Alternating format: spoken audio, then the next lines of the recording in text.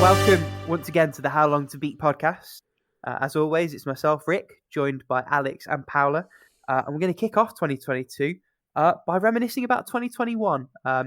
This is going to be our Games of the Year sort of roundup. We're going to have a look back across a number of categories at the games we played over the last 12 months. Not going to intro them all. We'll sort of get to them as we come to them. If you really want the timestamps, it'll be in the description wherever you're listening to this. So without further ado, let's jump straight into our first category, which is our Game of the Year that came out this year. And why don't you kick us off, Paula, with shockingly 2 of those 3 games being Otomes? Okay, so in my defense, first of all, I didn't actually play many games that were released this year, and I have to include Otome games on localizations because otherwise I would have like new Pokemon Snap and a couple of indie games. That weak defense made. Tell us about Bus Fellows. Yeah.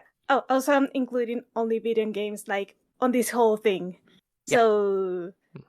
First of all, Basta Fellows, because, well, this one in particular is less of an Otome game and more of a good visual novel. Okay. In the sense of it is not as heavy on romance as other games, and it really centers around the story and each route, and like pretty much this overall theme of the game.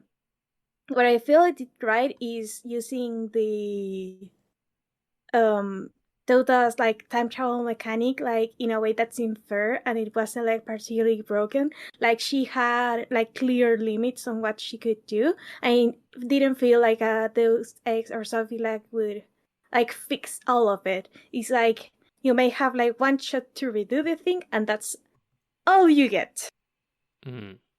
So make it count. So in that aspect, I feel like not only it used like the mechanic to effectively tell a story without it intruding too much in said story, but also went over very deep topics with the whole immigration thing, like being like in the background like all the time. And it treated every topic with respect. And it didn't always have like all the answers. It more like tried to make you think about the topics and make it like be there like for you, and then you could like start like trying to figure out what's your own position. And that's also like comes into play because of how Dota writes her I guess her section on the newspaper, on the magazines, because that's the approach she uses. So I felt it was like very topical, and also like all the characters were great, and even some of the quote unquote bad guys, sometimes you really couldn't like I don't want to say fault them, because like some of them did some really horrible shit that can be justified, but at the very least you could like get into their head and say, oh, I see. This is what happened, and maybe we should try to prevent more people like that to take that turn in life in a way. This is way more than I wanted to say about so that is my first nomination, I guess.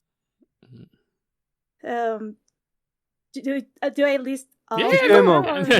Yeah. Go to town. Yeah. Okay, the other one is New Pokemon Snap, mainly because I feel it was a very nice modernization in a way of the original Pokemon Snap, like the core idea, and make it like more modern. It gave it being developed by Bandai Namco, if I remember correctly.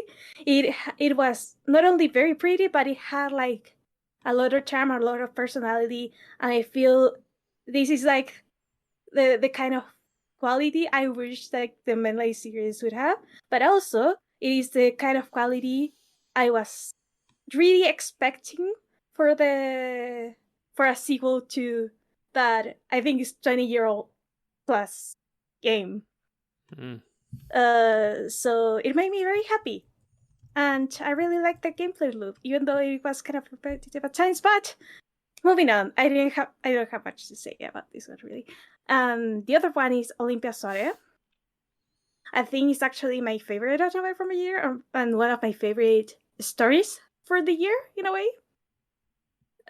Because how it portrays the society, portrays like different points of view, that but it kind of like falls behind Pasafelos in the sense of it tries to do so much that it can't really like cover everything to the extent that Pasafelos did, but still did a wonderful job with it. And it was still like, I want to say like a page turner, because I don't know, I couldn't like put it down.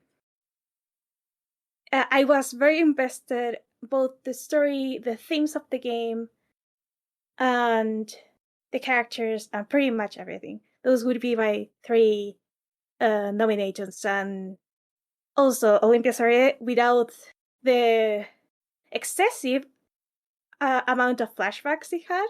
I think someone in the Otome community actually counted like 500 flashbacks in the game. Yeah, it could have like a couple of hundred less flashbacks, and it would have been perfect. But alas, it couldn't be the perfect, I guess, Otome game. It was close though. So Nice. yeah, I take it will. away, Rick. Yeah, I'll jump straight in. And there's only ever going to be one winner for me, and that is Sumire. This is a perfect unification of art, music, narrative, and player choice. It's a wonderful story, really powerfully told, pitched at a perfect length to do everything that it sets out to do. A game that really touched me on a personal level, but I think is really powerful, no matter what your sort of approach to it is, and something that's really accessible, both to those of us who sort of play games a lot, have played games for decades and decades, and maybe people in our lives who are new to those games and new coming in. Really easy recommendation. Lovely little indie game, and one that I know Alex sort of enjoyed as well, and I'm sure he'll agree that it's such an easy game to recommend and such an easy game to fall in love with. Yeah, it's on one of my lists later on, like a little there you sneak go. peeky. And moving on to your list on this one, why don't you tell us about your games of the year, Alex?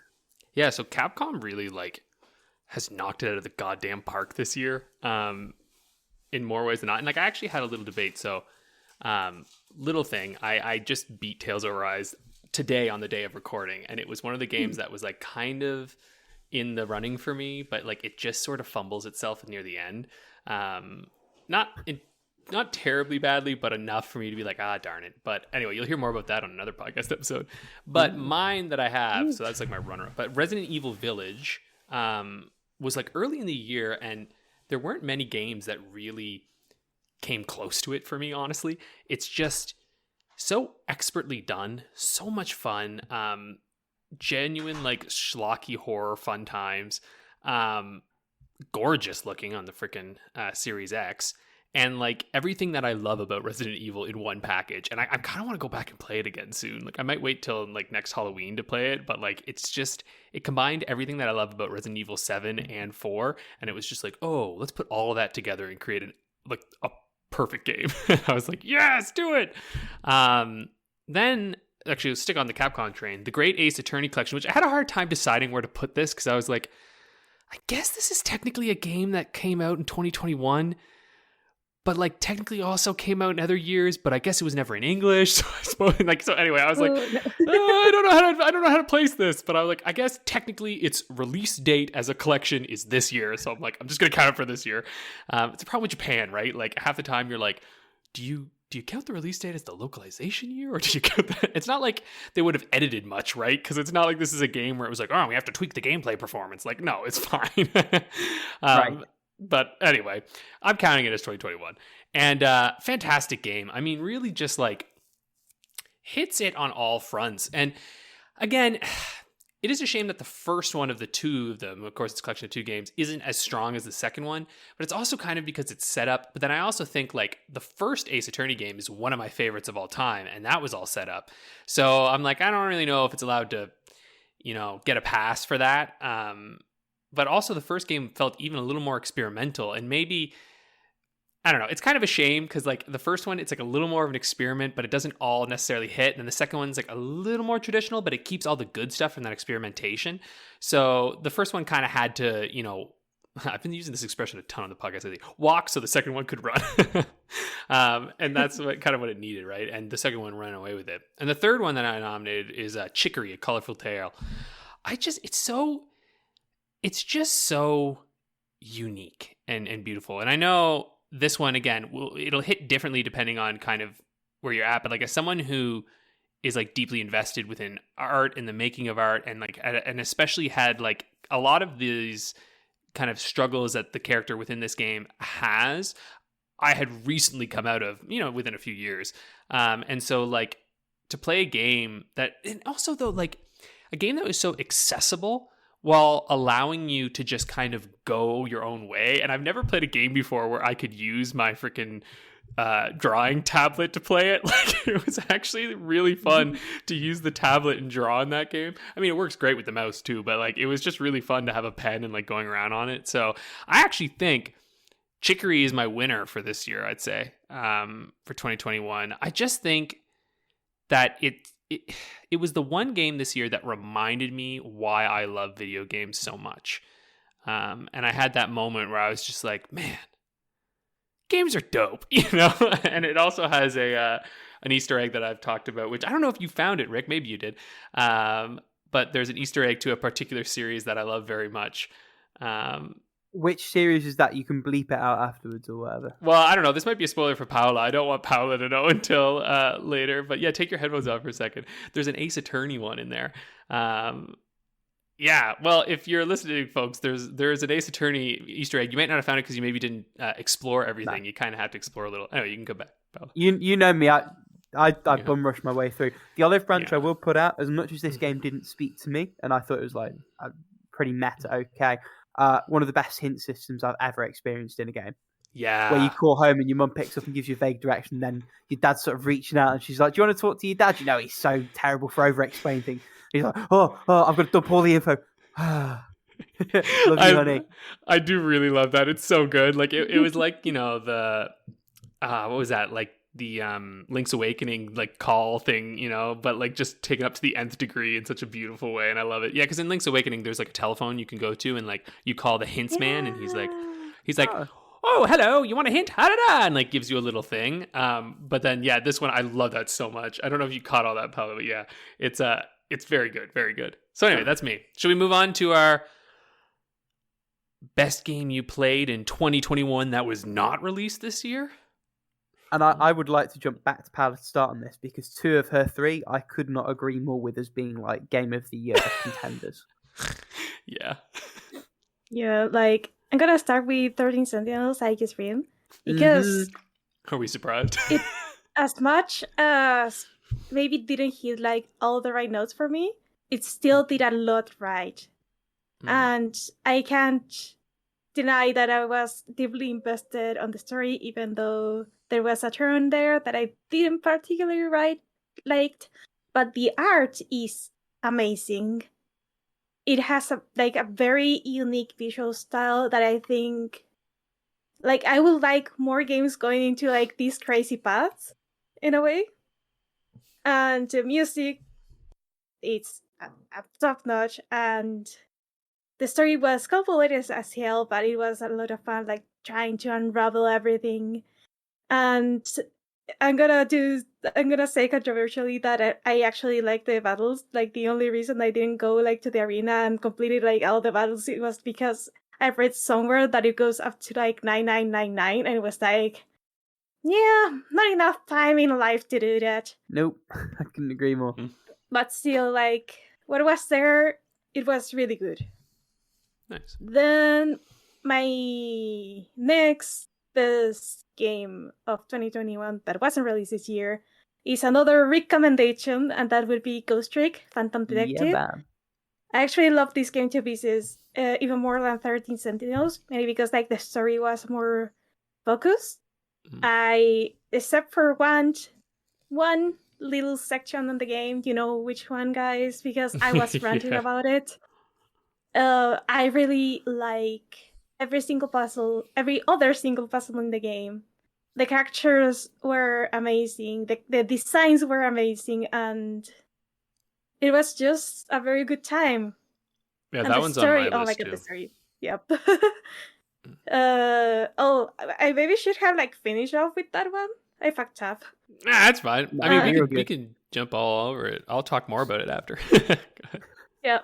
And the other one, I wanted to put Fire Emblem Echoes, Shadows of Valentia, but I think I already put it like on some Game of the Year list last year. And this was a replay, and it was like, okay, I'm gonna try to do the new stuff. So Fire Emblem New Mystery of the Emblem for the DS was a surprisingly solid experience. Like I don't want to say like for that time, but that game did a lot right. Like it took like the Shadow Dragon remake formula and ran the fuck away with it.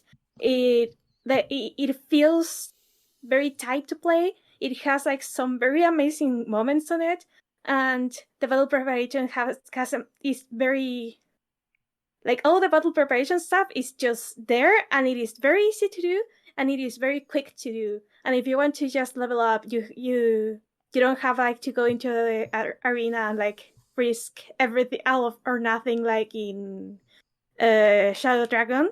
You can just see beforehand like which unit you're battling, so that makes leveling up your weak unit so much easier, and it makes the game feel so much better.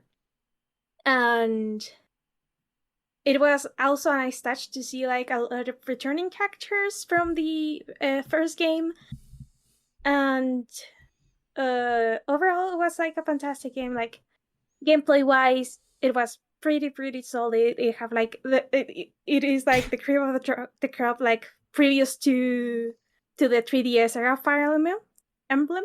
Oh my god, am I even pronouncing things right now? Well, you're trying. That's okay. I'm trying. Sorry, it's kind of late here. And yeah. So and it had like a lot of like optional stuff that was a lot of fun to go through. Is that your pick? Yeah, yeah, I think like for from these three, my pick would be Ghost Recon Detective.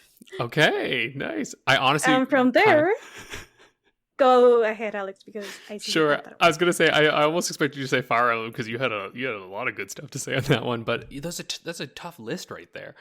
Yeah, I played Ghost Trick as well, and I mean I'm gonna echo what you said. Like Ghost Trick is fantastic. I was also perfectly set up to love this. Like by the creator of Ace Attorney. Like come on, those are like my favorite freaking games ever. Like this was just like if I didn't like this, I would have been so shocked. So yeah, absolutely loved that game. It was just great. It was a great recommendation. And also though, I remember I was looking back in the games that I played this year, and like I'd almost completely forgotten Ori and the Will of the Wisps, and like I fucking loved this game. This game is so good. Like one of the best kind of Metroidvania style games, and really like elevated based off the first one, and just fixed a lot of stuff that like wasn't necessarily bad about the first one, but you're kind of like, could give or take this. Like I found the checkpointing system a little bit better. They had that kind of like soul drop thing in the first one where it was kind of like you'd drop part of your soul or whatever, where if you die you would like checkpoint you back there. Yeah, and like it was fine, but if you forgot to do that after a while, you're like, oh shit. So it just came to kind of this like task where it's like, oh, don't forget to drop one of those. Whereas this one just had better checkpointing systems, which for me, I was just like, I prefer it in this way. Great game. And the last one for me would be Yakuza Like a Dragon. This game blew me the fuck away, and I'm extremely glad that I decided to play this instead of going through, 1 to 6. Because I played Yakuza 0, and obviously within Like a Dragon, there are clearly callbacks that if you play all the games, you're going to get, and it's going to be really cool. But I even think if you've just played Yakuza 0, you get enough, and it's like good enough to go in on. And like it's just so expertly done, and I actually find that it's almost like this styling fits the Yakuza world even better than it originally did, because like the turn-based combat and I guess the explanations for it tie in so well to their protagonist, because the interviewers, like the developers talked about how they didn't set out to make a turn-based game. They were like, okay, like we're going to create a new protagonist, and like the turn-based mechanics kind of came out of their like discovery of this protagonist and like figuring out like what actually suits them, who are they, what are they into, and they're like, oh, actually, you know what?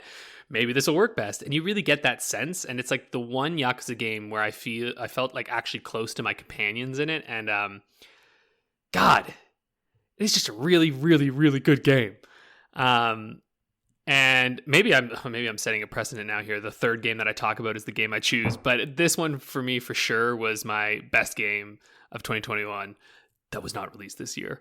It like just edges out Ghost Trick for me. And actually, I also think it's not entirely fair because this is such a huge game that is so excellent. But yeah, Yakuza Like a Dragon, I highly recommend it if you want to get into the series. It is wacky good times, guaranteed.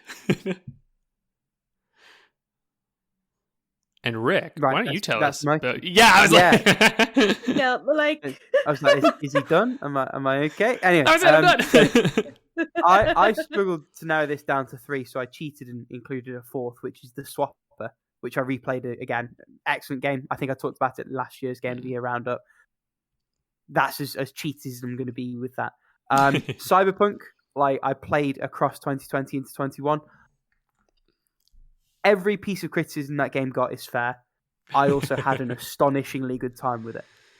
And I make no apologies for loving it as much as I did. As much as it wasn't technically what was promised. As much as it wasn't technically all that competent for most people that played it in the first couple of months of launch. But I had an excellent time with it. I thought the world was given the scope of what they did, I thought the world was quite well realised. And it's a shame that there will always be that, what could it have been if it was given the proper time and attention and everything else. Maybe it will become that in time. But, I spent 93 hours with the thing that released, and I had a wonderful time for like 91 of those hours.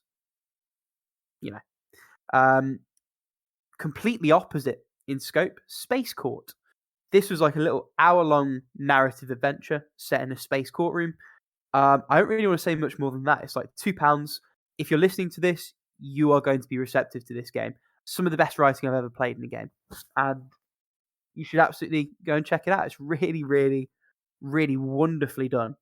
And was a wonderful surprise. Really could have squeezed into my hidden gem list if it had been released this year, which it wasn't.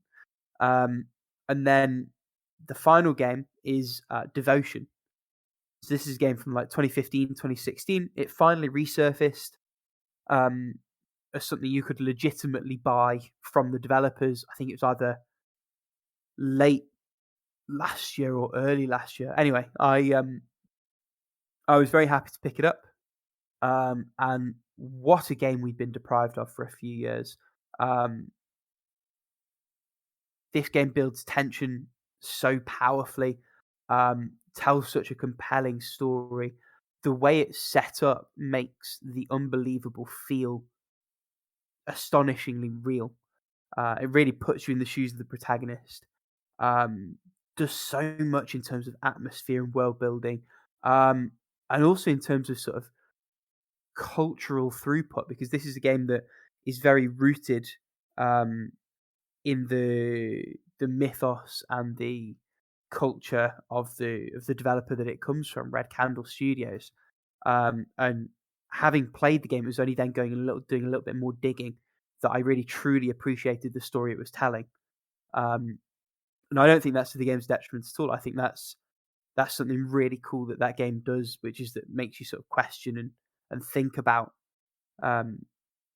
people in a different place from you. And even without that, the game is excellent. The story it tells is still cohesive and gripping and really emotionally affecting as well, the way that it sort of concludes and moves around. Again, really nice, quite short, 3 or 4 hours. Well pitched in terms of the length for what it does, doesn't outstay its welcome. I had a really, really, truly great time with this game, and it's such a shame that it took as long as it did for it to be accessible again. It's for sale on their website as like an executable, like just a DRM-free game file. I implore you to go check it out because it's well worth a play.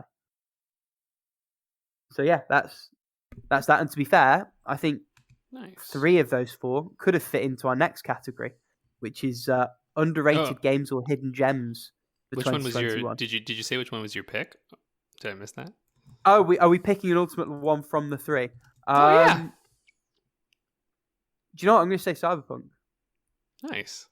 Yeah. Nice. There you go. Yeah, I figure from the ones that we display, we should say what our number 1 is, just for fun. That's fair. Okay.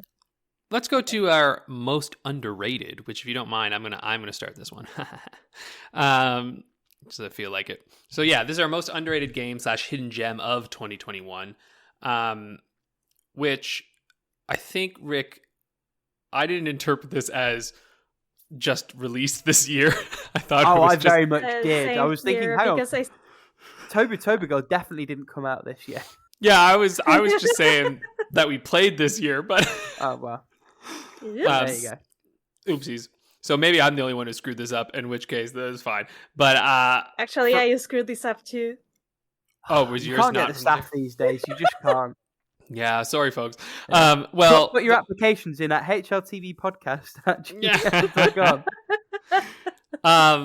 Dragon Quest Heroes Rocket Slime. That was one that I just really. I did not expect, I guess. And okay, fair enough. This is a hidden gem, as we discussed, for North America and Europe in particular.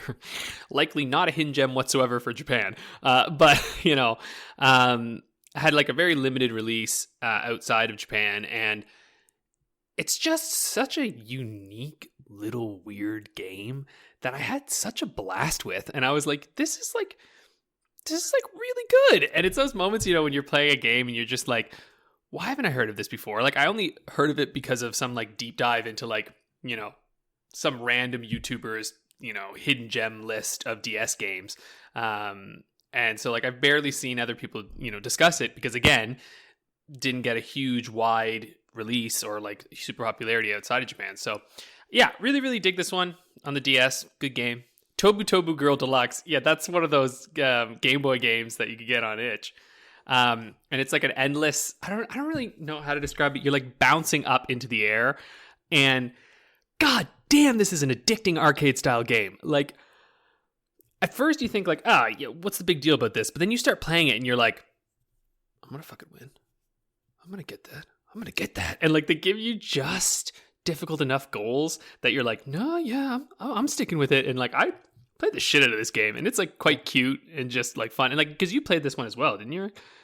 I did, and I had a really good time with it. And once I've got a working flashcard again, I'll probably play some more of it. It's like Doodle Jump if it was level based and really, really competently put together. Mm-hmm. Because it's clearly it's just well designed, right? And that's the fun. Every time you die, you're like, oh yeah, that's because I fucked up. But you get the, it's that good feeling of where you're like, all right, I don't feel like the game cheated me. I feel like I'm not good enough yet, and I kind of want to go play it again now. You know what? I got some time over the holidays. I'm gonna take my Game Boy with me. I'll play this on my flash card. Going, come on. And it's got that just one more go feeling. Oh, does it ever? Oh my god, does it ever? And the last one for me was Sumire, actually. Which, you know what? I'm just going to say straight, I'll pick this one as my, definitely most underrated game, because at least this one did release in 2021, right? Came out this year. Yeah. So it wins it for that. Plus, I don't think anyone's talking about this game, really, because I really think it was just genuinely a very quiet release, out of the sea of games that are releasing every year. Because, not only is it on Steam and on the Switch, those are two areas wherein if you try to release something that doesn't have a big backing behind it, good luck. Know what I mean? Yeah. Yep. Yeah, exactly. Because no one's going to see anything on there, especially the eShop. And I feel like it was just it's very good, but also it's just very sweet. It's clearly made with a lot of love. And there's something about that just feels, and then it also tackles, intense themes. So yeah, that's me. Why don't you go next? Yeah, well, I'll tag in because Sumire is on my list as well, and I'll echo both what you said then and what I said for Game of the Year. It's just a phenomenal piece of art that happens also to be a video game and happens to be incredible. I think my win for this category, just to give it a bit of variety, is probably going to be Dadish 2, the sequel I never knew I wanted. It's just a great little platformer. The Dadish games are very much style over substance, where the substance is pretty good as well. Just basic ass platformer on Switch or on mobile. I played on mobile. It's free, ad supported, or you can throw the dev like £2 and just remove all the adverts, which is what I did.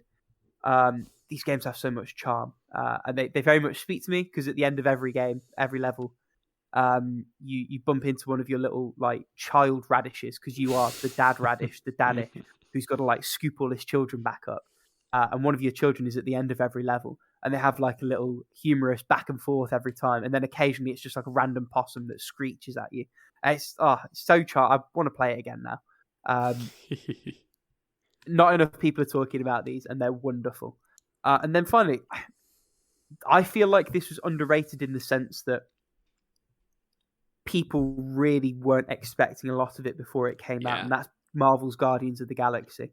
And it was such a pleasant surprise that it came and it stuck the landing. And as well as being a good Marvel story, it also actually did something different with the gameplay. Mm-hmm. And I think that says a lot, both about the game and about the studio, that with a license, they were willing to sort of try something a bit different and push the boat out and swing for the fences. And I'm really pleased for them and for us having sort of been able to get the game, that it turned out as well as it did. And I'd like to think that time will see people give it more and more recognition. I know it won like some meaningless award for narrative, but like it's an excellent game, and the narrative is good. It was deserving of that meaningless award. That's me, Paula. Okay, so actually only one of these games was released on 2021, but that won't stop me. I'll call the best whatever I want. Ooh, so fight and talk. The first one is actually my most recent compilation of these 3 games, that is Missed Messages. We went in depth on our 58 our Itchmas episode, so I won't go into too much depth here. But still a very heartfelt game with amazing art. Go check that out. And it's free. The other game that I played that I loved to pieces because of how charming it was Luna's Fishing Garden. A little kind of like, I would say, like gardening relaxing experience where you're just fishing and cleaning these islands and pretty much like bringing life back to them. And it is a very short game, very relaxing, a lot of fun. It might get a bit repetitive for some, but I think what it did very well. Also, the pixel art is very cute. And the final one, and this is like my pick for most underrated game or hidden gem, is Forest Secret, which has a little sequel that is Forest Secret Mystery of the Frost that you can access after you finish the main game. And this game is full of charm. It is very cozy. The art is adorable. Like, every single character oozes charm in this game. And the game is free, and it is on itch.io. Most people should be playing this game, damn it. So yeah, that's my pick for 2021. Nice. So, from the games we enjoyed to those we didn't, pretty much. What are your biggest stinker you played this year? I guess these are like retired games or just overall games? Retirements, I'd say, right? I mean, essentially. We'd split it up into 2, so the stinkers that we literally couldn't complete, and then the worst of the games that we did actually manage to finish. And I'll jump straight in onto this. So my biggest stinker, to the point that I'd blocked out the memory of playing it this year, was Crazy Frog Racer for the Nintendo DS. I have a memory of playing this when I was much younger, and I should have known better than to go back to it based on that memory. But I did, because it's in my retirements again. Yeah, I feel like the title of that game sort of paints the picture. An internet meme turned into a terrible game. I'm not surprised. And now turned into an NFT, if you can believe it. Oh, I can believe Really? it. Fucking NFTs. Yeah, Crazy Why? Frog's back, and he's selling useless digital certificates. Alex, you're welcome, by the way. I actually had a similar experience as you. I was looking this up today, and I was like, I don't know. I don't remember playing too many like really horrible games this year. And I was like scrolling through my retirements, and I went, oh no, I fucking know. Fucking E.T. the Extraterrestrial for the Game Boy Advance. Oh my god, this game is so bad. Like, and I gave it a fair shot. I beat a couple levels in this game. It's just, it's honestly just horrible. Like, it really feels like, I don't know, like maybe this was some kind of like laundry like laundering money situation where they were like, let's just pay some dudes who can make something kind of right, and like, there we go, you know. But I'm like, because holy crap, it's bad. And like the fact that when E.T. gets grabbed by a security guard, it straight up looks like E.T.'s blowing the guard. Oh my god. And like I remember when I first said that, I think a few people were like, that sounds like an exaggeration. But then you show the clip and it's like, oh god, yeah, no, yeah. it does look like he's blowing. And I was mercifully way too young to realize what was going on when I played the game the first time round, so I didn't realize either. Yeah, dear lord. Anyway, that one hands down. Nothing else even comes near. Like I picked one for this because I was like, nothing competes with this game. This game is horrible. Anyway, that's it. Paolo, what about you? Okay, so I actually went through my retirements. I only retired 4 games this year. One, I actually don't remember even like trying it, so I don't know what happened there. Another one, because I soft-locked the hell out of the ending. Thank you, Fire Emblem Original. And the other one you'll actually see like later today. But the biggest stinker I played this year was Cat Lateral Damage. I really wanted to enjoy this game because I was a cat being a cat and pretty much like kicking stuff off the shelves, but the controls are clunky. The camera controls make me puke. And overall, it's just not fun. Like, maybe fun for 5 minutes, but then it's like, let me out of here. So that's the back of the box quote. The camera controls made me puke. Love that. Man. Dear God. Well, shall we move along then to the biggest stinker you completed this year? And speaking of making you puke, I think the audio in your pick, Alex, probably did that. As much as I thought the game was actually okay when I played it. But here's the thing. I don't actually think like at its core this game is necessarily bad. It's just like visually and auditorily, this game like made me physically hurt me. And that was 10 minutes games. You are such a soft and round kitten. I actually felt nauseous, and like all the noises that it was making in this, I was like, I want to punch this game right in the face. Like I just couldn't. Oh my god! To another world. Like if I hear that one more time, I thought I was going nuts. I was like, is this a game to like simulate what it feels like to be just like totally bonkers? Because that's what it feels like. No, it was just an assault on the senses. Just too much of an assault on the senses for me personally. But I can see how some people might enjoy this one. What about you, Paula? Okay, I am like torn between 2 picks. Both of them I felt were kind of like underwhelming. First of all, the Banner Saga, the first one, because of how like the game looks pretty. Don't get me wrong. At the very start, I was like hopeful because it seemed like a very fun game, but then like the story turned out to be kind of a mess. And the gameplay just turned repetitive, and since I already played like other better turn-based strategy games, this one like fell flat for me. The other one that I feel is the biggest offender, because this one actually had like a big studio behind it. The Banner Saga is a Kickstarter game, so I guess I can forgive it for that. But Persona 5 Dancing in Starlight is just a fucking cash grab. Yeah. Because like the original Persona 4 Dancing on Light is it's beautiful. It's everything is well rounded. Like the remixes of the songs are like very, very good in my opinion. And I still plug my PS4 just to play Persona 4 Dancing on Light from time to time because I got the what's the name, like the collection with the 2 dancing games, because it had Persona 4 Dancing All Night for the PS4, and I was like, heck yeah, I want that in HD. So at the very least I had that going for me. But Persona 5 Dancing All Night, it is Starlight, sorry, it didn't have the charm that Persona 4 Dancing All Night did. The characters were kind of meh. I already found them like kind of meh from my playthrough on Persona 5 original. But Persona 5 always finds a way.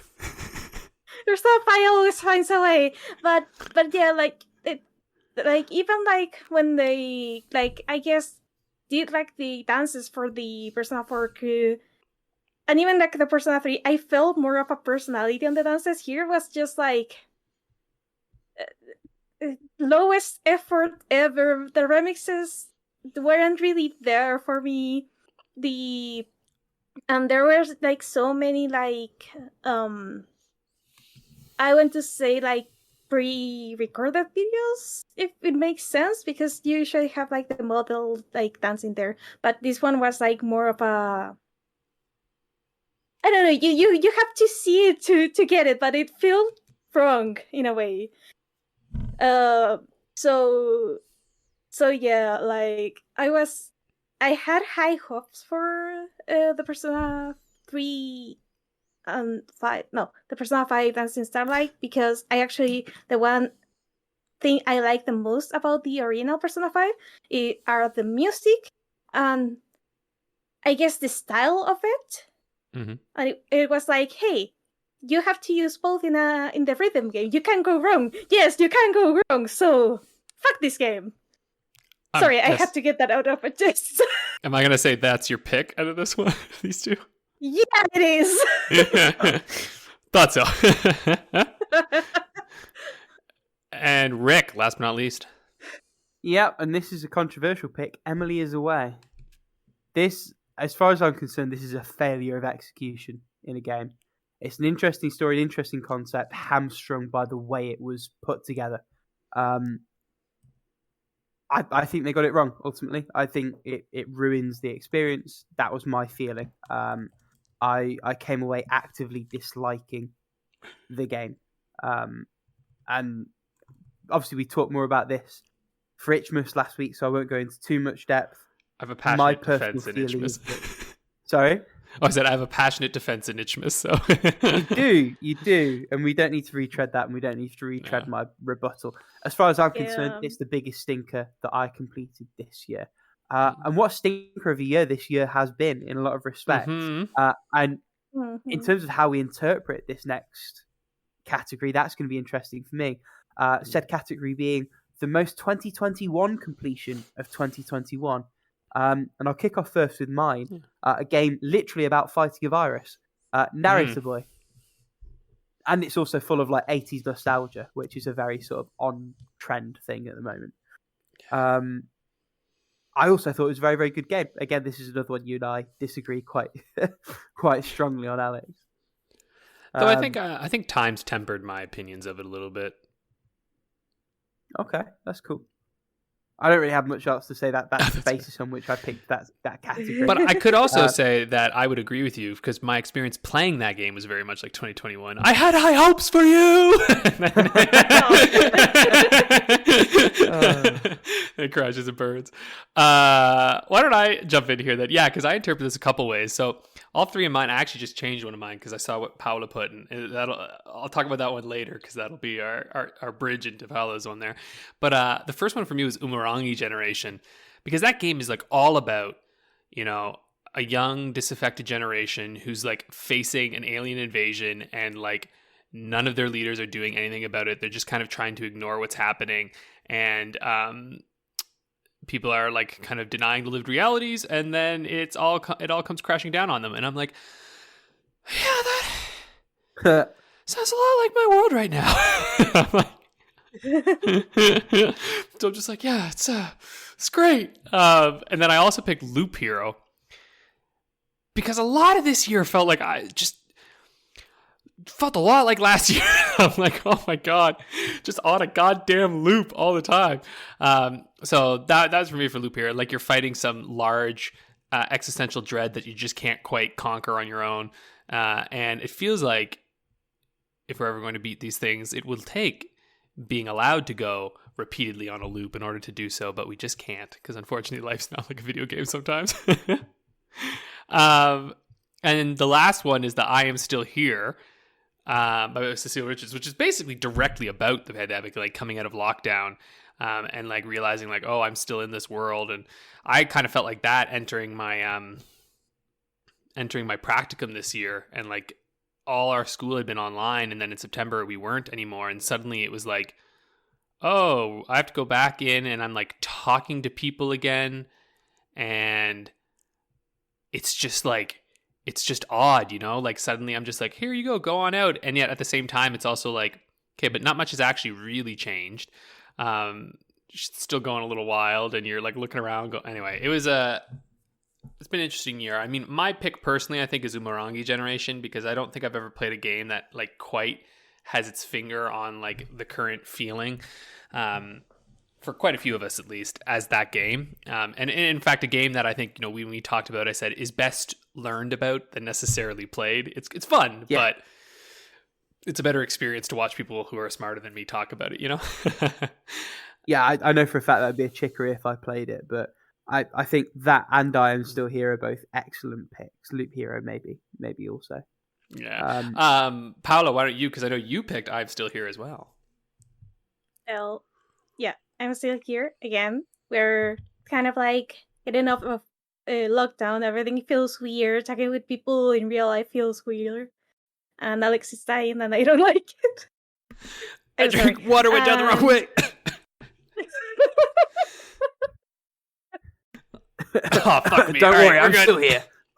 I'm still here. You know when you drink water, it goes down the wrong way, you're just like, oh, kill me. Oh, I had that moment.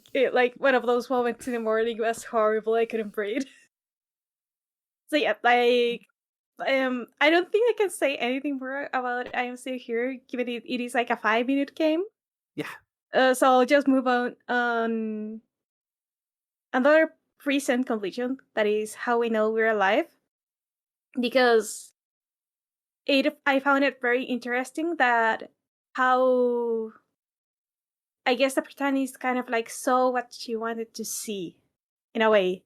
And if that isn't like modern society, I don't know what is. Damn, yeah, for sure. Shit, that is a good connection. Right there. Yeah. That's Yeah, a good shit. And the final pick, and this one was actually a very surprising game for me this year, is Olympia Soria, because again, I said it touches a lot of controversial topics. It's also a game about change, in the sense of change, trying to drive change within a society. And not only that, there's a lot of moments when you're like, this couldn't get any worse. No, fuck you, this got worse. And you somehow have to dig your way out of here. And in a way of how there's different opinions, different stuff going on within the game, and how every single character, well, not every single character, but at the very least, from the main characters, and even within the antagonists of the game, there's people who want change, and there's people who don't want change, and like pretty much like you see change as something positive if it's good for you and your loved ones and everyone, and you see change as negative if you're in a position of power and you're gonna lose that power usually. And there's also there's a lot in this game that I can't possibly unpack in this like little segment. But given how every single character is trying to drive change in a way, for better or for worse. And in the end, you can't really change how society works without like working together and everyone like putting their little grain of sand on the pile. It kind of felt like 2021 for me because, well, I live in Chile. We're going through a lot of change right now. We literally just had our president chosen yesterday. And one of the things that he really hammered on is it was like we have to work together to get through this shithole we're going through right now. Mm-hmm. So that's my pick for the most 2021 game of the year. Maybe a little bit controversial, maybe a little bit weird that it's an Otome game, but it hit home real hard. For you, Paula, not weird that it was an Otome game. Hey. Not at all. Speaking of Otome games... I was going to say games we've played too many hours of. Yeah. Oh my so God. That was a stretch. Yeah. This is our guilty pleasure, or I played this way too much game of 2021, which I was going to say, speaking of Otomes, because I put on my list, which I'm sorry, Paula, but it's definitely not the guilty pleasure version. But I put Psychedelica of the Ashen Hawk because playing it a bit was too much. But anyway. Yeah, that's beautiful. I know there are better ones out there. This one just didn't quite hit it for me. But then for ones that I did, fair. I don't think I even really have any guilty pleasure games this year. Like, I just had games that were just like, I played too much of them. Like Tetris 99. I played too much of this game this year, god damn it. That game always pulls me in. It always pulls me in. And I'm like, Alex, why are you playing right now? Like, it's literally just nonsense. You're just going do, like just dropping these things down. And I'm like, oh, but I must go again and I will win again. I will win. And it's like, oh, Jesus. And then I guess this one actually is a guilty pleasure. And this is my pick for sure. Yu-Gi-Oh! The Eternal Duelist Soul for the GBA.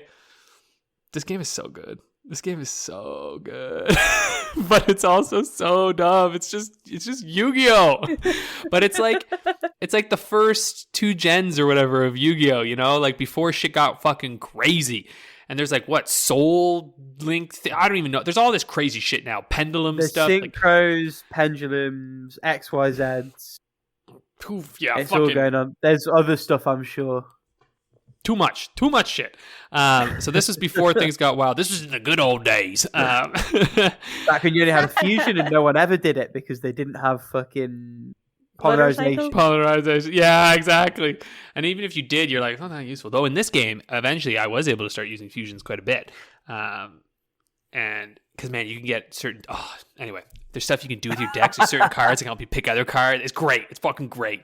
I loved this game. And again, little hint thing there, hold down the L and R buttons before you start a duel and it'll go into speed up mode, and you want to play in speed up mode because that's the only way to do it. Shit, talking about this now makes me want to go play more again. But I mustn't. Bad Alex. All right, what are you taking over? Bad Alex. Go on, Paula. Oh, me?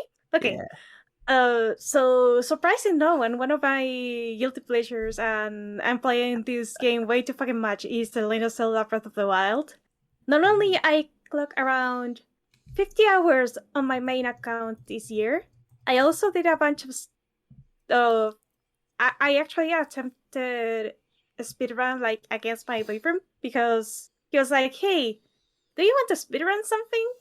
Let's speedrun Zelda, because why not? We both managed to get ourselves into a position that was very, very difficult to recover from, because I did a stupid thing and he went into the final fight without many weapons. So there he goes.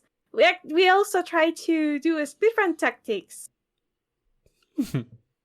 Let me tell you, the Bumisom is that is like you pretty much do like, I want to say, a chain explosion and send yourself like halfway across the map is a lot of fun. But bouncing into a bokoblin in the perfect angle to have like more or less the same effect is not a lot of fun. Fuck that. And also like that bingo we did, like we had to we gave ourselves like a bingo sheet of objectives, and the first one to I think it was like do like half of them or do a line or something like that. One.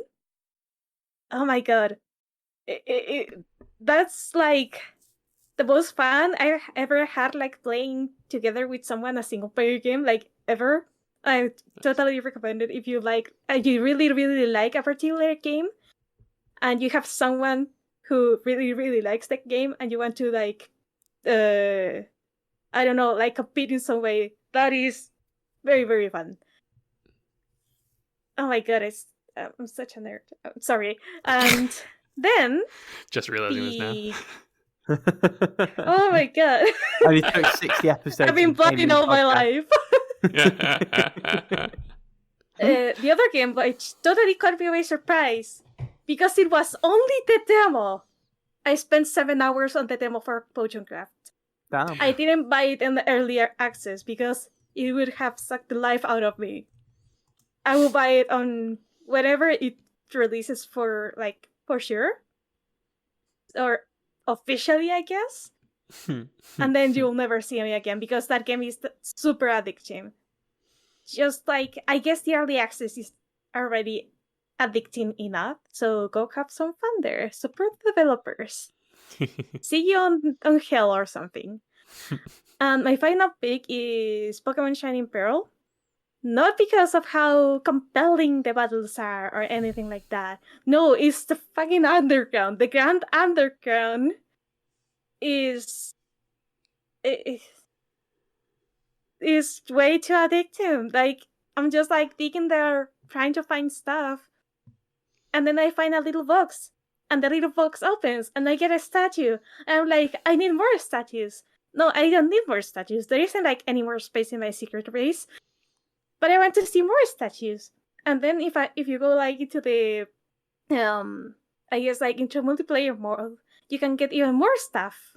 Because if another player digs on your spot, you get like more of it revealed without like wasting your like risking a cave-in.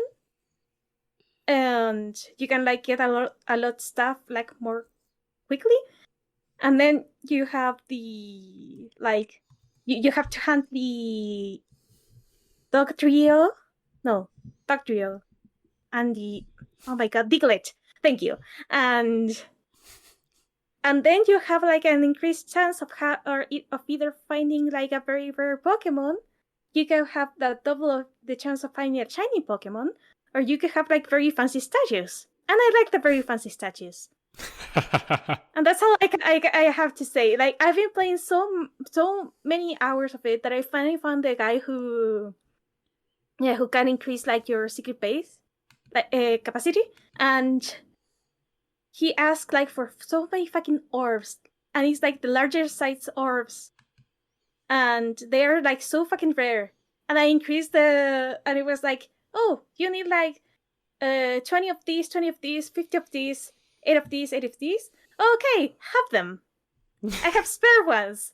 Increase my base. And then I realized I played too many hours just on the underground. Oh my god. Rick, take it away. Yes. So. Oh, what was your pick, Paula? Or what was your like? If I had to pick one, like Pokemon Shining Pearl is really up there for me because of stupid underground. Mm-hmm. But I'm still finding ways to play Breath of the Wild, so I'm gonna go for that one. It had to be that one, really. It did. Yeah. Sorry, and for me, no, you're good. The obvious answer is Rocket League. Yeah. And that ultimately is probably going to be my pick. But there are two other games that I wanted to shout out. The first is Earth Defense Force 4.1. The friend I've been playing co-op with, we've met up like 6 or 7 times this year and neglected doing other stuff together just because we've been playing this game. And I suggested it as like a throwaway thing. Oh, I've got this game that we could play a bit of. Didn't think he'd have a great time, and then got home and he was like, so when are we playing the bug game again? And it's like, oh, okay, you liked it. Okay. And this game sort of overtook every time we met up this year. And now that it's finished, I'm already thinking about getting EDF 5. Nice. The other pick is Call of Duty Cold War, because the gunfight 2-on-2 game mode is like digital heroin. and I go to play one game, and then 3 hours have passed. It's the worst kind of really, really good. And yeah, do you know what? Actually, Park Rocket League, I think for the novelty and for the sheer dangerousness of it, I think Cold War is going to get that pick for my category this time. Nice. Yeah. And so from things that are cold to things that are hot and getting hotter, the most surprisingly sexual games we completed this year. Alex, go on. How on earth is Mario and Luigi Superstar Saga in that category for you? Hear me out. So, I mean, first off, you ever seen Mario and Luigi's butt in those overalls? No. But there is actually like a character in this game who is just like this buxom bean lady who's like, yeah, remember? You remember it? Yes, I do. Yeah. And she's like so overtly sexual that I was actually a little like, huh, in this Mario and Luigi game. Okay. I mean, like, I'm surprised, but all right. So they had some fun with that character, I think. Let's just say it genuinely was surprising. And then the other one is probably Gravity Rush. Just like it's just uncomfortably, like there's so many of the, like, they unlock outfits and things that I was like, no. And I think this maybe is more just Japan than it is really, but like it's not what I expected going into the game. I guess I was like, oh, okay. Yeah, there was some fan service outfits, and there was like a maid one as well. You could get like DLC for. Yeah, and like the DLC packs. I think that's what it was, because like I had the the hacked Vita, I had the DLC packs, and I was like, oh, cool DLC stuff. I wonder what it. Oh. All right, never mind. Yeah, and I thought if you got the DLC packs with the extra missions, the missions are just an excuse to give you the outfit. Yeah, like, right? Oh, there's like this rubbish that's floated out of my house, and you go like grab 5 pieces of litter, and like that's a third of the mission. Yeah. Realistically, a third of the missions. Yeah, I just didn't play many sexual games this year. Although maybe Missed Messages, actually, because I didn't know what I was expecting when I went into it, but like parts of it, I guess, a little bit, but not even really. I don't know. It is, yeah. It is a stretch. It's all a stretch, right? Because it's tough. I haven't played many sexual games this year. So I'm going to give it to Mario and Luigi Superstar Saga because that's hilarious. And yes, Rick. I played one very, very sexual game, and that was The Good Time Garden. And I knew this game was going to be weird. I didn't think it was going to be that kind of weird. To the point that there's like characters and you're like knocking them around, like, oh, yeah, it hurts so good. And it's like, whoa! That's not what I signed up for. I mean, same as I said when I played the game like a few months back. It's free. It's like half an hour, if that. I think it's a really fun piece of art and like goofy experience, and I think it's well worth looking at. If you're of age, because if you're not, I mean, it is very, very suggestive. Paula. 2, maybe 3 Otomes? 2 Otomes and 1 little visual novel. Can they even count as surprisingly sexual? 2.5 Otomes. Yeah, well. Okay, I'm gonna defend my case, but first of all, the more like surprising was Dreaming Treat, because this is like from the Wandering Wolf Treat series that Jamet recommended. And like so far, like the games were like pretty wholesome in a way. So Dreaming Treat is pretty much like the character treat dreaming, and it gets a little bit sexual here. It was like nothing graphic, I guess, but it was like, oh, I wasn't expecting that.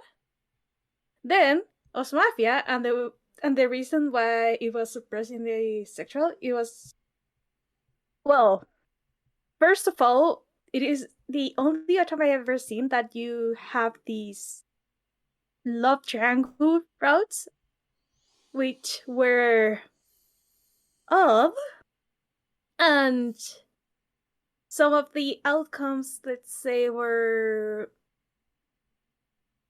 I don't want to say steamy, that's but a little bit sexual in a way. Risque, but there was like one particular route that I wasn't expecting at all, which was the brothel route. And I guess sex is the name of the game there. And I was like, whoop, I'm gonna skip the whole of this because I am not into what is being showcased here.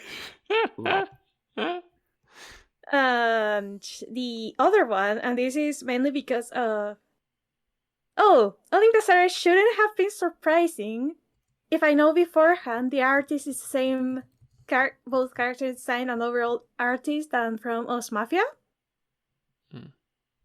I should have seen the flag, but I didn't know. I was dumb. I didn't even realize that the artist for Olympus Array does work for both Os Mafia and Diabolic Lovers until I actually googled the artist from Olympus Array because her art is so pretty. Oh, I see. I should have expected that. So first of all, in Olympus Array, like since she's pretty much like the protagonist pretty much has to get married and have kids because story reasons, and if she dies and there's no one of her clan who can like praise the sun and make it shine, the world is fucked. But the overall picture that game gave me like early on was that people maybe were a little bit more prudish in a way. Except there were like some that really weren't. And what really caught me by surprise is that there's a fade to black moment on every route. And even in one particular route, I was like, oh, this character looks like way too fucking innocent. And then there's like a scene that is like, if someone walks in on this, it is like, there's gonna be misunderstandings here. And I don't know, like, I guess I was so used to the other localizations from Axis that were like, maybe like more toned down, maybe like the worst offender at the time was Jank's route on Pio Fiore, but most of the games were like very, I don't want to say prudish, but maybe prudish, I don't know. And more like a story focus and less romance focus. And Olympus Array has both. On like very big portions. So yeah. I guess the one who was like the most shocking in a way was Os Mafia. So I guess that's gonna be my pick. Nice. Yeah. Well, the next ones that we're moving on to here are actually from the community. So we asked the community if they had categories that we wanted. So we got 3 suggestions, lovely suggestions here. And the first one's from Cyver, and it's the most unexpected game you liked/loved. Rick, why don't you start us off for this one? Yeah, sure. So I've got 3 picks for this. The first is a game that you played and retired, Alex, and I probably went in with very, very low expectations and was thoroughly blown away by, and that is Cosmic Star Heroine. I thought this was an excellently pitched RPG, knew exactly what it was going for, nailed itself from a systems perspective, from a length perspective, from a storytelling perspective, in the sense that it didn't try and do too much. It really sort of set out its stall and got that balance just right. Excellent on Vita, goes without saying. So that was a really welcome surprise, as was Nex Machina, which is a game I bought on a really deep discount for PS4. It's a game by Housemarque, the developers of Returnal and many of the games before it, and it very much fits into what I now know to be their mold of sort of really mechanically tight bullet helly shooters, albeit not like bullet hell vertical or horizontal scrollers, bullet hell in the sense of that kind of vibe fit into other things. In this case, it's more of a twin stick scenario.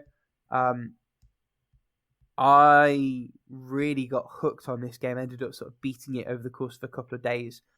And I bought it on a whim. I really didn't expect to have the kind of experience I had with it. And the last one, the one that I think is ultimately going to take it for me, is Novena. little browser game by Cecile Richard. This is a game that was just short on a number of earlier categories in this list, including game of sort of the year for this year. This is a game that I didn't really have any expectations going into, but that made me cry like a little baby. I loved this game. It really, really spoke to me.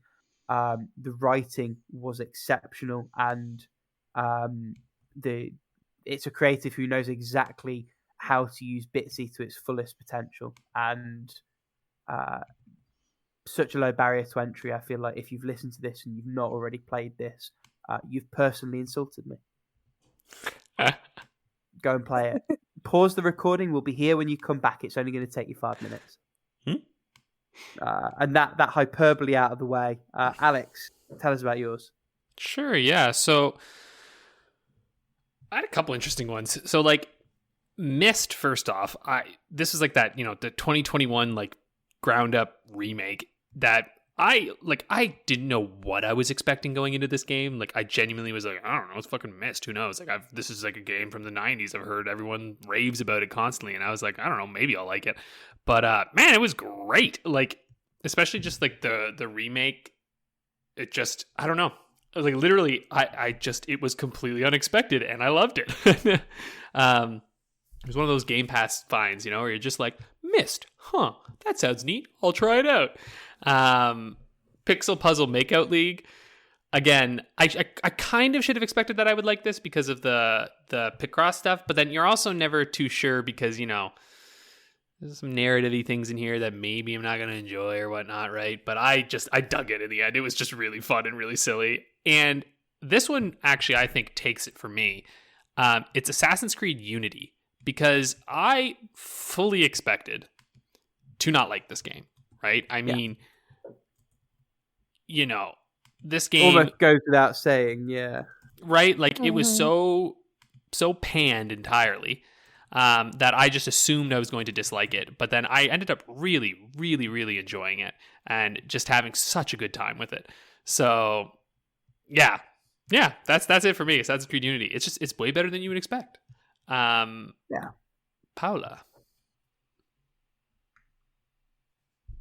Okay, so quick disclaimer: if it wasn't for our extravaganza Steam and the Steam Games Fest events, I wouldn't have anything for this segment. So first of all, Of Us and Country, amazing little game, like with what are kind of like Game Boy graphics, and I don't usually like horror or spooky stuff on my media, but this one hit just right and knock it out of the park for me. So I really, really enjoy it, and it is free, so you should go enjoy it too. The second one that I already gushed about in a previous point is Potion Craft. And again, it is currently on early access. I tried out the demo and it was amazing. But the one that takes it for me is Timberborn, the game where you have beavers doing city building stuff. It is way too much fun. I adore it to pieces, and lately, like, the developers have been like upgrading some stuff to make like the different like beaver races like very unique or more distinct between each other. So I really want to jump back into this one, but I can't until exams are over. Otherwise, everything is gonna go to shit. So yeah, those are like that is my pick for the most unexpected game I love. Nice. Well, sorry. Go ahead, Paula. I was gonna say, let's go to the most anticipated game of 2022. Yes, and so this from friend of the firm's Chankus.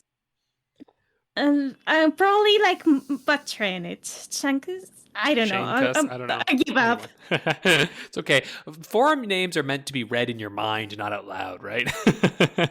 Yup. The minute usernames had to be read out loud, the internet was like, no! Rick, what are your most anticipated? Yeah, so I'm only certain that one of these will actually come out next year, and that is Sifu. which was supposed to come out this year. This game looks amazing. It looks really mechanically solid. For anyone who hasn't seen it, it's by the makers of, I want to say, Absolver. So they've got some pedigree for this kind of sort of physical melee combat. The concept of the game is that you are a martial arts student trying to save your master, your Sifu, who's been abducted. And you've been given this mystical pendant. Every time you die, it revives you, but at the cost of some of your life. And there's this like roguelite element through the game where as you get older, you gain new abilities and skills, but you also lose some of your vitality and speed. And it's a question of sort of balancing that as you go through. Looks amazing. Another one that looks amazing is Neon White. So if you guys remember this, it's the game where there's like the cards, and it's another sort of first-person shooter sort of roguelite type thing where you pick up these abilities, but you're also like fighting your way through levels. I just love the aesthetic. I haven't done as much research as I should into what's coming out next year yet. I'll have to do that soon for the Fantasy League, but at the moment these are the ones that pop out for the top of my head. The last one, and assuming it comes out, this is absolutely my most anticipated. Nirvana, the sequel to Valhalla. I was about to ask. Yeah. And it's fun because I replayed Valhalla this year, not very long ago actually, and they actually referenced that bar and its owner in Valhalla, and it's such a cool Easter egg knowing that Nirvana is a game that's coming up. See them sort of shout it out that way far back. Valhalla is a truly special game, and if Nirvana even comes close to recapturing that lightning, it's going to be phenomenal. And so that's my pick. Nice. With the caveat that it's coming out when it's done, and that might not be next year. Paola, what about you? Well, first of all, quick shout out to pretty much every Otobi localization that's gonna come out next year, because there are like some really, really interesting ones that I'm looking forward to. But I think the one that I guess captured my attention the most is Kimiyuki. That is like the short version of the title, and I don't remember the full title, and I'm not sure I want to. But I heard this one is like set into like, oh my god, I already forget the name of the era of Japan, like the more feudal-ish Japan, I guess. But it's kind of like set around the same years where the Shinsengumi were, I think, if I remember correctly. I may be completely off the rail, but we wouldn't know. It is very interesting. Yeah, it is very interesting because it is not centered around the Shinsengumi. It is like a completely different setting on that era. And the art is so pretty, so I'm very looking forward to it. And then we have Slime Rancher 2, which I very much keep in my Xbox... No, not my Xbox, my Game Pass PC subscription for, because I really love the first game. And the second game looks it's gonna be like as charming or more, and I'm very looking forward to it. And I should go back to finish the first Slime Rancher just to prepare for the incredible like sugar rush of happiness that's gonna come with the second game. And my most anticipated game of the year, to surprise of absolutely no one if it comes out this year, is the sequel to The Legend of Zelda Breath of the Wild. Do I have to say more? No, yeah. I don't. Also, can we just talk about... I find it so funny that they're like, we can't tell you the title because it's kind of a spoiler. I'm like, fuck off! The title's going to be out before people play it. What are you talking about? It's kind of a spoiler. You just don't have a title yet. Just back off. That's just so stupid. It's going to spoil the secret that they don't yet have a title. Yeah, exactly, right? I was like, fuck you, spoiler. I'm like, if it's a spoiler, don't make that the fucking title. I was like, that's so stupid.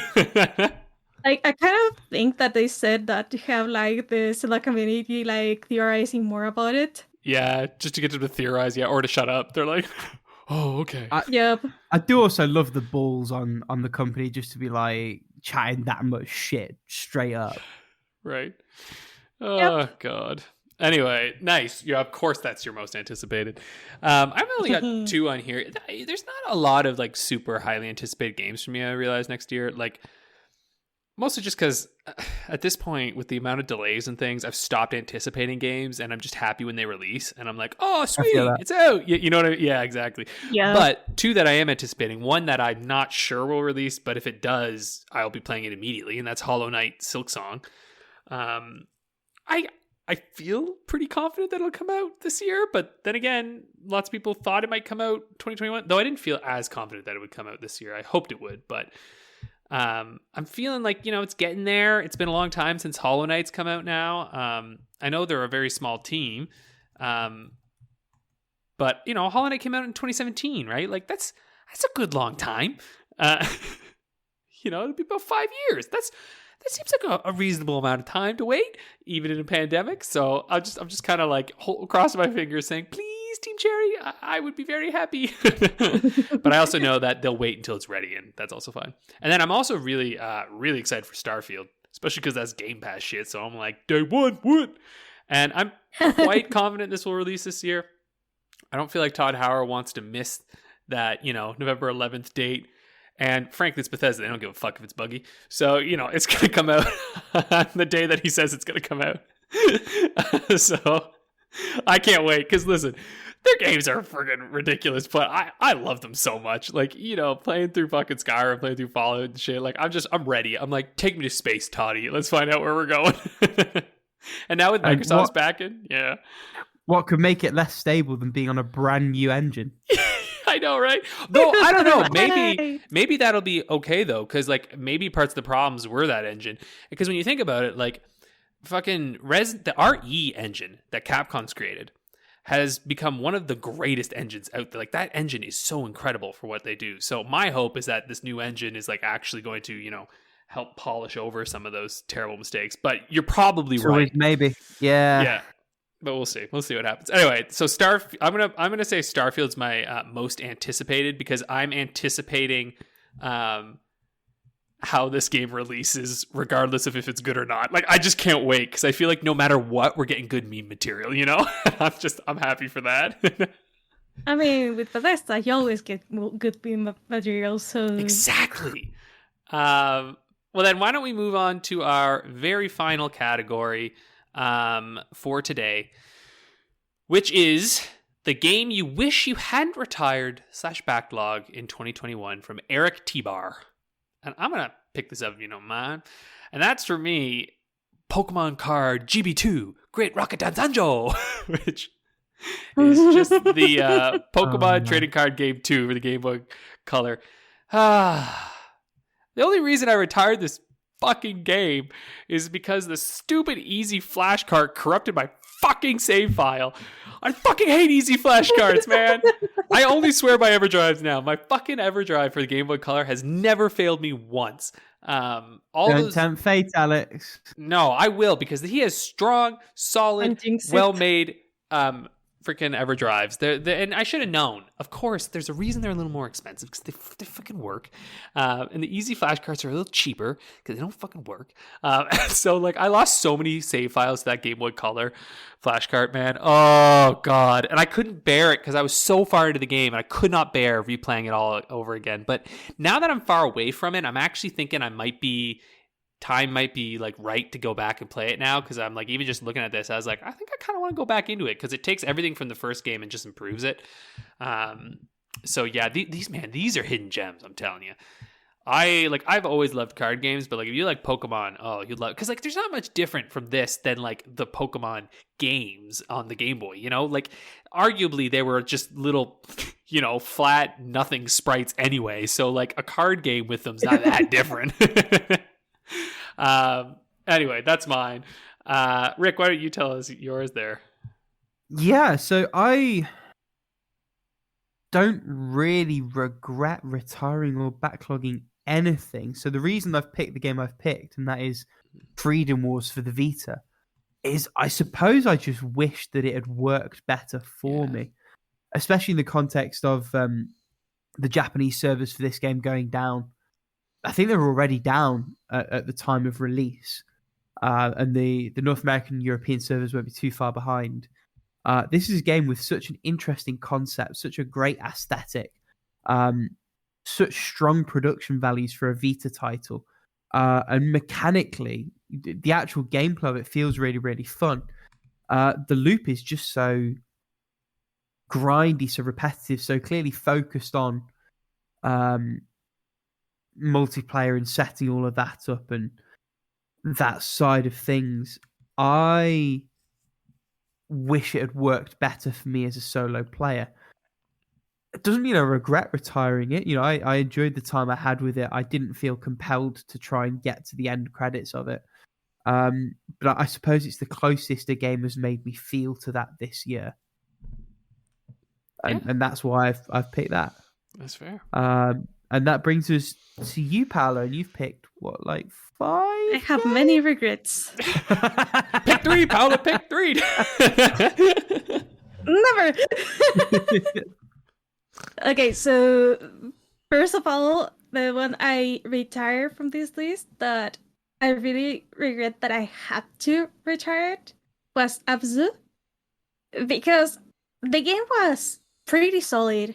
Even though that I'm actually following like a marine biologist, and he's like making like a series of etiology classes, so I know more about fish now, and I can like really, I can really like appreciate the amount of detail this game had. That's cool. But the thing is, I can't get past certain point of the game because I discovered even like seeing, I guess, like being in the game, like very deep in the ocean, and maybe like swimming through these like smaller places or like in a very dark place, it gave me like severe anxiety. So I had to retire it for health reasons. Which I'm so fucking sad about, because the game was so pretty and it was supposed to be a relaxation experience in a way. And it did the opposite for me, so that made me sad. But nothing I can do about that. The ones that I regret not having or not giving them more time this year. First of all, Sumida, because both of you have seen high praises about the game. I got it on the last Steam sale, but I haven't got to it. Mainly because Uni kind of got crazy, and also because Paula forgot that most of her games this year came out in November. And so I really want to get to that one, hopefully sooner rather than later. Uh-huh. The other one that I got, and this one actually got completed like this year. I mean, the localization for it is Taisho Alice. That is an Otome game for PC. And it came out like in 4 episodes, like episode 1, 2, 3, and the epilogue. And everyone like from the Otome community have sung like high praises of it. And I'm like, I really want to play it. But the backlog is strong in this one. I'm trying to keep up like with Axis, Idea Factory, and PQ Otome games. So I have to find the time to play this because I really want to play it because it looks so unique. And on that line of thought, I really wish I could start like the Iroku, but the Agents of Sakura Tani, that is like the latest release from Axis Otome game wise. Which I haven't been able to start because I'm still on Cupid Parasite because, well, time, and I was waiting for a localization patch because they worked something on one of the last routes and it seems the game tends to crash like at random intervals. The patch came out today, so Cupid Parasite will be finished soon, and then I can finally get to Dairoku without fearing like getting the stories mixed up or something like that. So yeah, those are my regrets. I wish I could keep up with so many more games. What's your biggest one? It's got to be Sumire. It's got to be, because that's such a you game. I know you're gonna love it. Yeah, it's between Atsu and Sumire. Atsu because I really have no control over the reason I retired, and Sumire because it looks so mean. Okay, Sumire, there you go. You have the rig. I'm gonna make you pick one. I'm like, I'll be one, happy when you one. played it. Yeah. I can sit on the fence. The fence is comfortable, you know? Nice. It looks very uncomfortable. Well, there So thin were and spiky. our games of the year. Quite a year for gaming for us. We played so much stuff. It was very fun. I figured we've got a few minutes, so I pulled one up. We might as well start off 2022 correctly by playing everybody's favorite game. 13 Sentinels, I guess, Rim. How long to beat 13 Sentinels, I guess, Rim the game. I'd be funny if that was the game, though. It's like, how long does it take? I should have picked that one. But actually, we have De Blob 2. De Blob. Oh. Yeah. De Blob. Dos. I'm not entirely. This game has always been on my like eShop wish list because I've heard it's like kind of fun, but I just never pull the trigger on it, and it often goes on sale like real cheap. I don't feel very confident about 100% on this one, but I don't think it's a super I'm long not game. touching that. I'm looking at what's the name? At the box art for the thing. And the character kind of looks like a knockoff Android, but... Yeah, you're not far wrong. Although I think the original De Blob just about predated Android. Or Android is or the Android icon is the knockoff Blob. More likely, yeah. Yeah, they're like at the same. They were like around the same time, I think. And Detroit. All right, I'm gonna say 10 hours, 13 hours, and I'll Hail Mary with a 19 hours. Ooh, what? I'm playing safe for once. I've said 9 Excuse hours me, main, 12 hours main plus. Yeah. I have no idea what to even expect from this game. This is like the first time I ever heard of it. Well, see, I have looked these games up before, so I do know of these games, but I've never played them because it's like I'm played. Oh, sorry. I was like, isn't this? It's kind of Splatoon-esque, where like you're kind of like filling in, but it's not a shooter, I guess. But like you're coloring in a world. Yeah, it's like a single player. Like third-person action game, or at least the original is, which I played a little bit of on Wii. I've never played the sequel. I heard the sequel's better. What do you think, Paula? I think it's gonna stick like kind of close to both of you. So if one of you fail, I probably fail too, but I won't be the only one failing. I have no idea what to expect for 100%. What is this game about again? It's a platformer, action 3D platformer. It's about sticking it to the man through the power of color. Through color. Okay. I'm gonna say 9 hours and a half, 12 hours and a half, and 17 hours and a half. Oh, the half hours. I have no expectations for this round for my part. Are we all confident and good? I'm good. But let's go. All right. So the times are there are 2 sets of them. Oh? What? Okay. This is confusing. Well, we'll go with the PC, Wii, and Xbox 360, I guess. So, yeah, because PlayStation 3, for some reason, is a whole separate category. All right. Well, the PC, Wii, and Xbox 360 are blue, so like there's more collected of them. So I guess we'll go with that, which says 11 hours main story, main plus extras, 17 hours, and completion is 23 hours. I didn't get it by half an hour, for fuck's sake. Oh my god. This is the first time, though, because if we go by the other ones, then none of us get it. But if we go by PC, Wii, and 360, like I've slid in here. I don't know what to do about this. I've never seen this before. Hang on.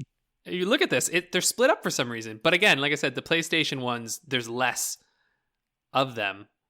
It seems like there are far more completions on the other ones. But yeah, I'm a little... It is strange that they're split. I'm almost inclined to just call this one. Nah, you lost. Oh, I see how it is. Yeah. Or we average the two together. What? But then it's the same. Well, no, because then it's 11 the hours, average, the 18 and a half times. hours, 25 hours. Well, that's picking the median. Yeah, average. That's not the average. Those are I different mean, a things. median average is an average. It's a type, but it's not the same. Well, I don't know what to do. Maybe we should just let the community decide what we do about this one. Let us know what you think. Wait, we should here do. we go. Hold on. I think you're fine. Here's another average, actually. Let's do this. Where am I The seeing average your and the average? median. There's another one at the bottom here. So there's the average and the median. So the median is 11 hours, 18 hours, 24, and 26. And then the average is 10 hours, 17 hours, 22 hours. Where am I seeing? These are at the bottom. These are in statistics. You got to go down to single player, and it says polled. What?